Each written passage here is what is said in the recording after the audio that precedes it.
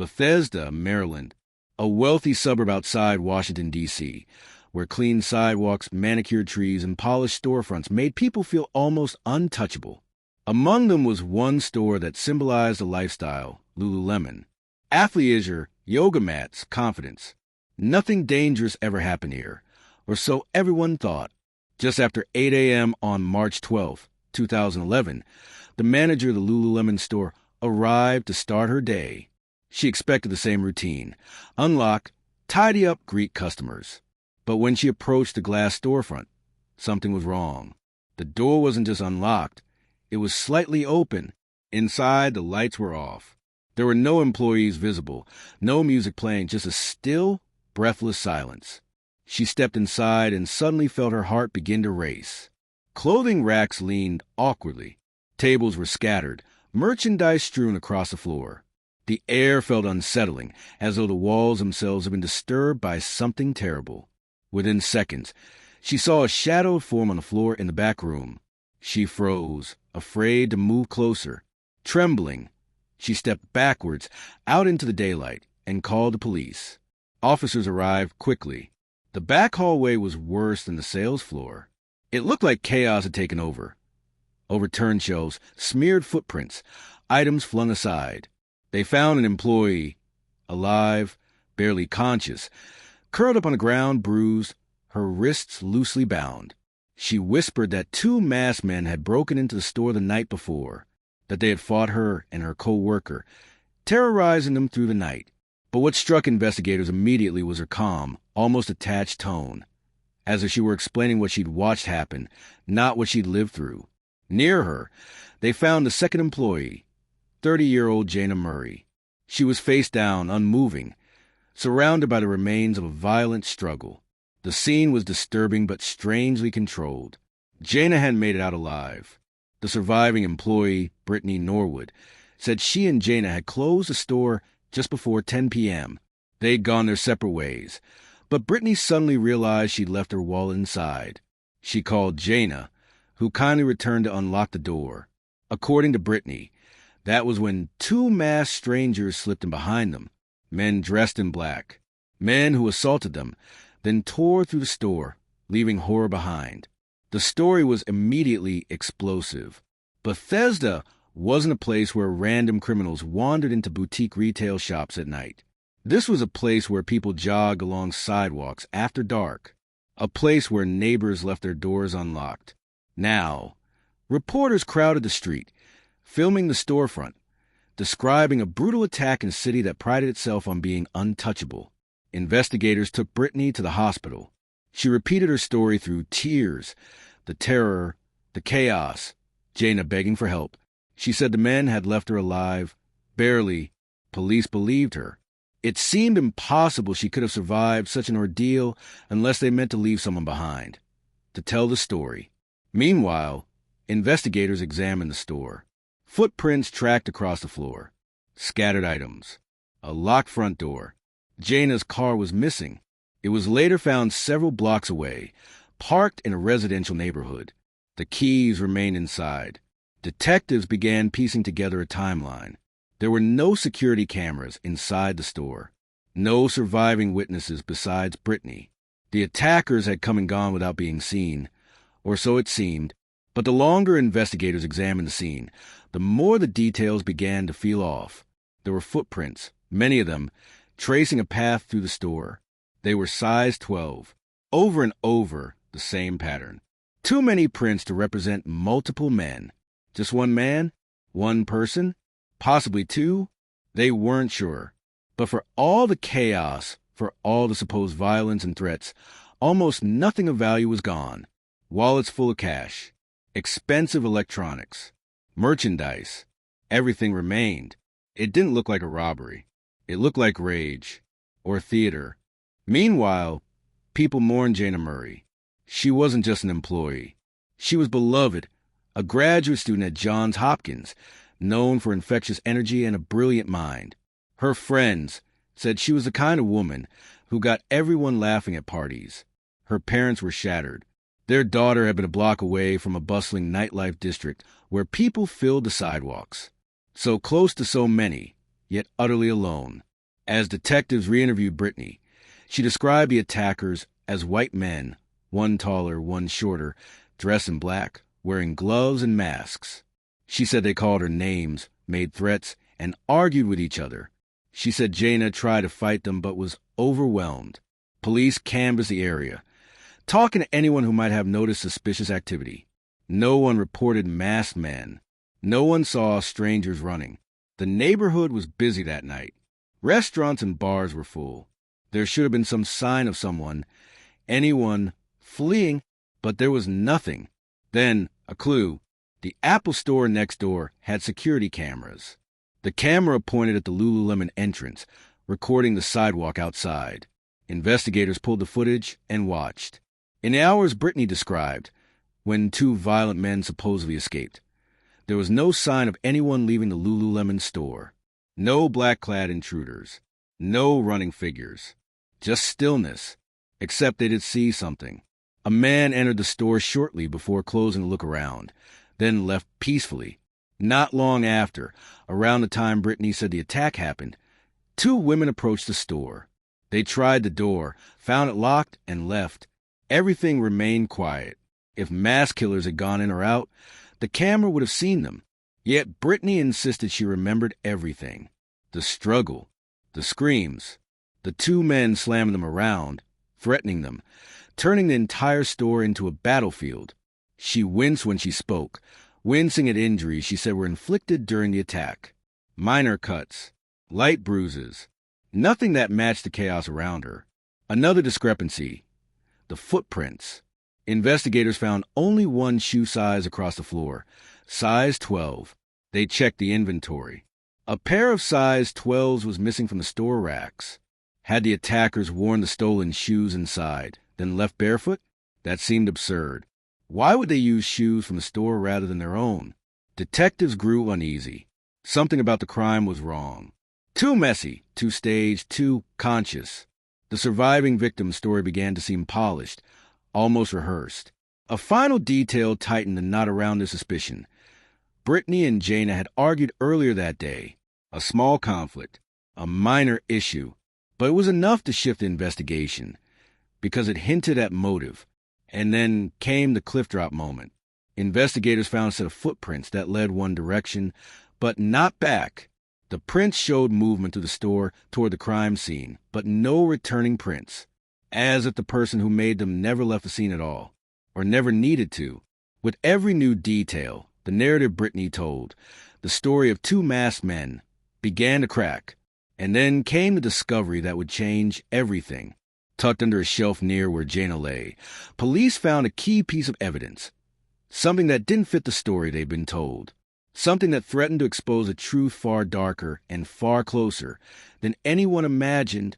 The object tucked beneath the shelving unit was small, almost insignificant. A men's shoe, brand new, never purchased. The same athletic sneaker that left prints all over the store. But there was no matching pair outside, no sign of a second shoe taken by the fleeing attackers. Which raised the question, if a man wore that shoe to commit murder, why leave it behind? Investigators bagged it, tagging it alongside more evidence. Blood patterns, smeared fabric, trays knocked over, drawers left open. So much chaos. Too much. Like someone wanted to make sure no one could distinguish truth from performance. Still, detectives listened to Brittany as she repeated her story. Two masked men slipped in after closing. They attacked Jaina first, then her. They threatened them, stole nothing, then left. She said she lost consciousness, waking hours later disoriented. But standing inside that store, nothing supported her version.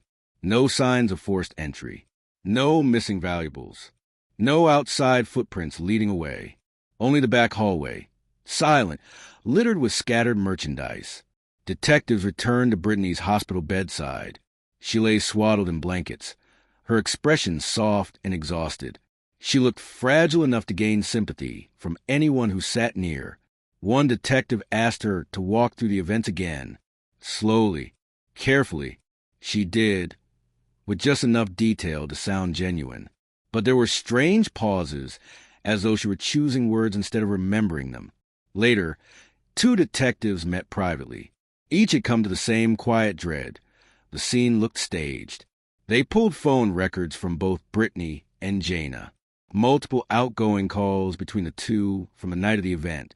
The timeline became clearer. They closed. They locked the doors. Brittany left. She called Jana to return because she'd forgotten her wallet. That meant only two women were inside the store. The first break in the case came when detectives searched Brittany's locker. Hidden inside were multiple items that employees had previously questioned. Complaints had circulated of merchandise going missing. Small, expensive items. No formal reports. But suspicion.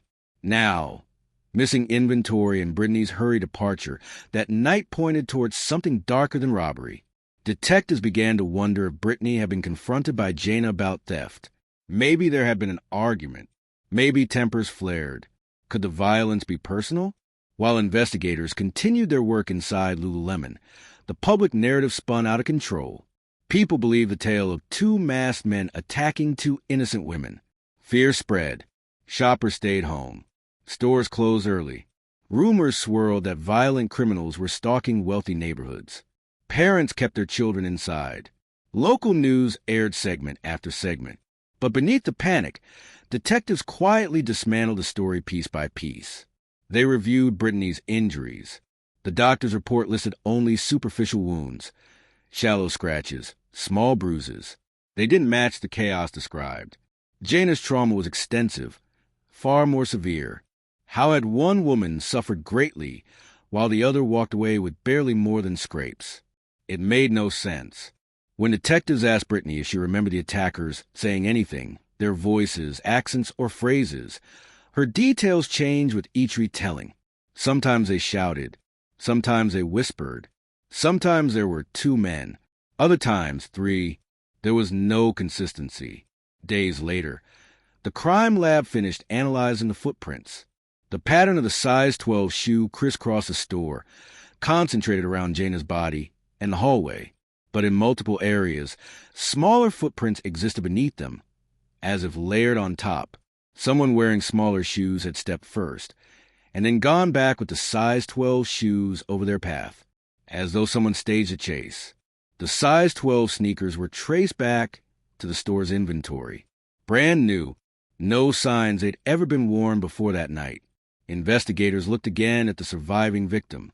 Brittany claimed she'd been bound, left defenseless. But her bindings were loose, easy to slip in and out of. The knots were inconsistent, barely functional. One detective asked her how she managed to stay restrained all night. She said she didn't know. They found no fingerprints of strangers, no DNA of outsiders, just a swirl of activity pointing back to one person, someone who was inside the store when the doors closed. Detectives knew they needed more, something solid, something irrefutable. So, they tracked down the two women who had approached the store the night of the attack. They'd been recorded on the Apple Store camera.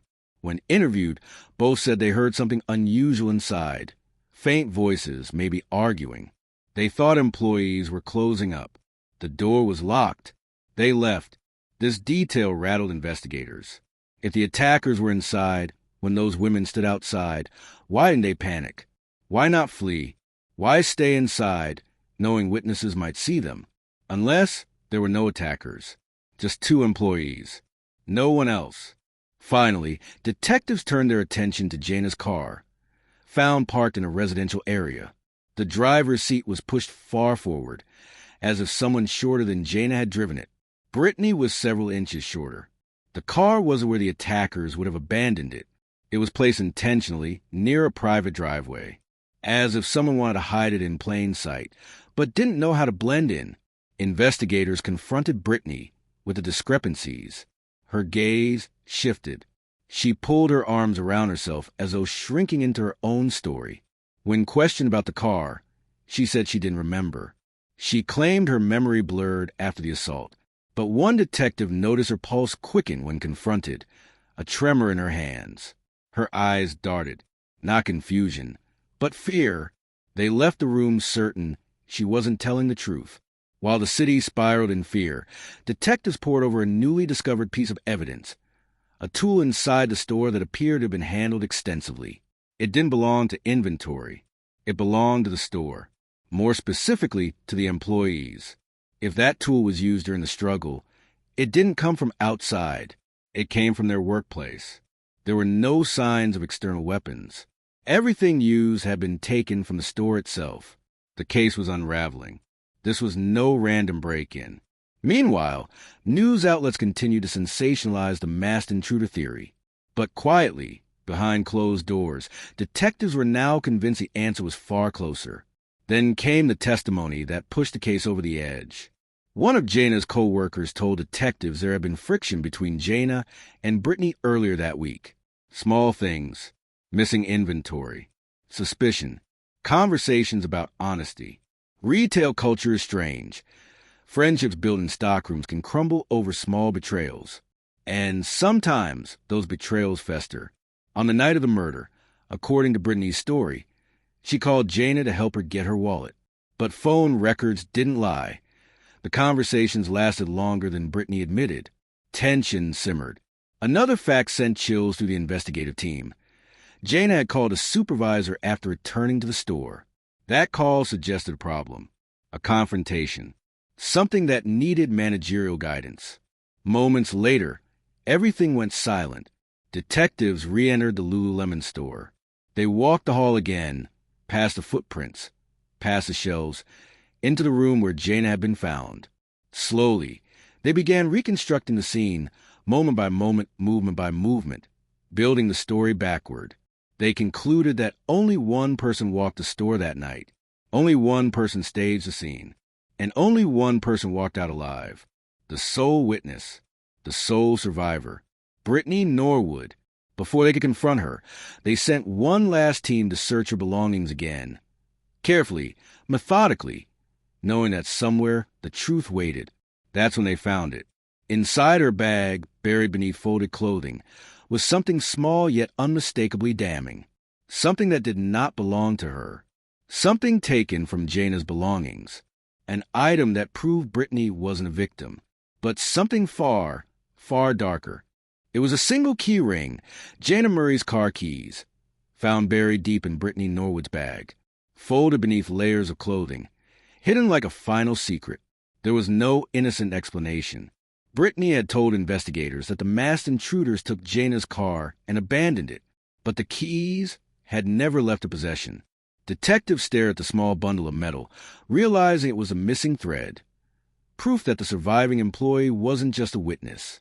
She was connected to the crime in a way she never admitted. They photographed the evidence and sealed it. Knowing the case had crossed the threshold, there was no going back. Detectives called Brittany again.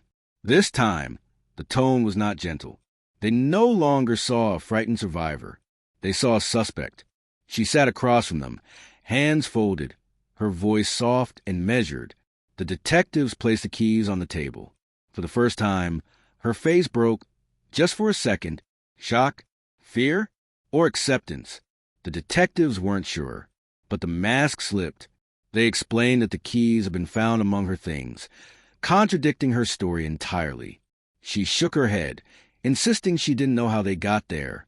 She spoke of confusion, memory loss, trauma, but she had said repeatedly that the intruders fled with the keys. Now, those same keys sat inches from her. The silence between questions widened. The lies had started to consume themselves. Investigators reconstructed the events one final time. Jana had returned to the store to help Brittany retrieve her wallet. They believed a confrontation occurred. A fight may have erupted over suspected theft. Words escalated. Fury boiled. And in those moments, Brittany crossed a line she could never step back from. The intruders never existed. The break-in never happened. The footprints were staged. The store, the objects, the blood pattern, all choreographed to tell a lie so elaborate that for a moment, even trained investigators believed it. But real chaos is imperfect. Real criminals make mistakes. And Brittany made many. Investigators brought forward a timeline built from cell records, camera footage, and witness testimony. As they presented each detail, Brittany remained motionless, her hands clasped like she was holding herself together. They told her that the two women seen on the Apple Store camera heard voices inside the Lululemon shop. At that moment, there were no intruders, just Jaina and Brittany. One detective leaned forward, speaking carefully. He told Brittany that lies always crack. People just need to look long enough. And in this case, the cracks were everywhere. In her bindings, in her injuries, in her story that never aligned with evidence. Still, Brittany denied everything. By the time police arrested her, the public narrative had begun to shift. Fear faded into grim fascination. The idea of masked intruders dissolved. Now, the focus turned to two young women, co-workers connected by a quiet thread of conflict. One dead, one accused. The courtroom filled with journalists, community members, and strangers who had followed every step. The prosecutor laid out the story the police had built. There were no dramatic theatrics, just facts. Brittany and Jaina closed the store. Brittany realized her wallet was inside. Jaina returned. They argued. Brittany attacked her co-worker in a moment of rage. To hide what she had done, she created a story of intruders, a story she hoped would deflect attention and confuse investigators. She put on a pair of store shoes, walked through the crime scene to create footprints, then returned them to inventory. She tied herself loosely, inflicted minor wounds, and waited. Then she lied. The prosecution stressed that Jaina's death was not random. It was betrayal, a co-worker confronted with wrongdoing and paid the price for honesty. The defense had no path. Brittany did not testify. They argued chaos, confusion, trauma, but none of those erased the truth. Brittany staged everything. Jaina's parents sat silently through the trial. Their daughter's life, full of promise, had been shattered in a space meant to uplift and inspire. They listened to details they would never unhear. They learned how quickly a moment could become irreversible. After days of testimony, the judge instructed the jury. The deliberation took only hours. Guilty. When the verdict was read, Brittany's face remained still. No cries, no outrage. She simply stared forward, unblinking, hands folded in her lap, as if accepting a fate that followed her long before she ever stepped inside Lululemon that night. She was sentenced to life in prison, without the possibility of parole. But the case didn't end with the verdict. The community wrestled with the fact that no outside threat had existed. For months, fear had spread to Bethesda, fueled by a false story. The danger was not masked men slipping in tonight. It was a co-worker, a familiar face, a person who smiled, folded leggings, and worked the same shifts. The fallout was heavy. Locals questioned their sense of safety, not from strangers, but from people they interacted with every day. The line between trust and suspicion blurred. Friends wondered how well they truly knew anyone. Lululemon employees were devastated, carrying the weight of crime that had unfolded in their workplace. Many left, unable to return to a store that felt haunted, not by spirits, but by memory. Jaina's family carried the deepest burden. Their daughter had been weeks from graduation. She had dreams of travel, a future planned down to small details. She wanted a puppy, a home filled with sunlight, vacations with friends. Her life had been moving forward with brilliance. Now it was frozen in time. They created a foundation in her honor, dedicated to helping young women pursue their dreams. It was their way of ensuring that her legacy expanded beyond tragedy, that her name meant more than the way she died. Over time, the store reopened. Fresh paint, new employees. But beneath the polished wood and bright lights, people still felt something lingering, a reminder that darkness can settle anywhere, even under glowing yoga lights. Customers walking past often paused, just for a moment, remembering. The case became a chilling reminder that real horror doesn't require monsters.